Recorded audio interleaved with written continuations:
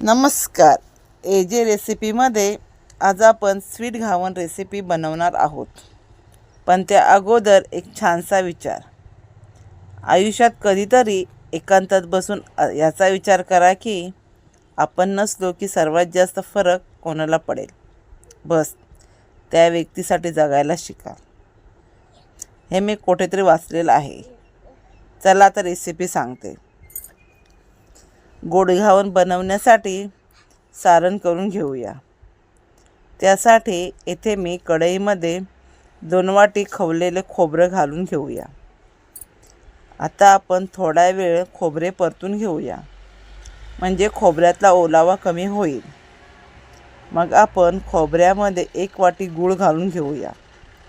येथे मी 2 वाटी खोबरे व 1 वाटी गूळ असं प्रमाण घेतलं आहे. हे प्रमाण अगदी योग्य आहे. आपण गूळ मिक्स करून घेऊया. मग शेवटी त्यामध्ये थोडी वेलची पावडर टाकून घेऊया. असे सारण तयार होते. घावन करण्यासाठी येथे मी पीठ न वापरता तांदूळ वापरला आहे. 1 वाटी तांदूळ 4 तास पाण्यात भिजत ठेवले होते. हे तांदूळ मिक्सरमधून बारीक फिरून घेऊया. असे पीठ तयार होते.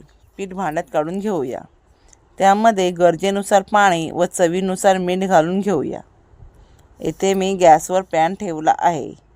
पॅन गरम झाला की मग तेल लावून घेऊया.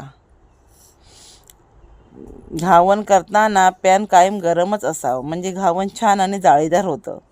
आणि आता आपण घावनाचे पीठ पॅनवर घालून घेऊया. त्यानंतर तयार सारण अर्ध्या घावनावर घालून घेऊया. मग आपण सारणाच्या बाजूला घावन परतून घेऊया आणि अशाच प्रकारे अर्ध्या बाजूला तेल लावून घावन घालून घेऊया व त्या बाजूला सारण टाकून घेऊया. झाली आपली गोड घावन रेसिपी तयार. आणि आवडल्यास लाईक, शेअर आणि फॉलो करा.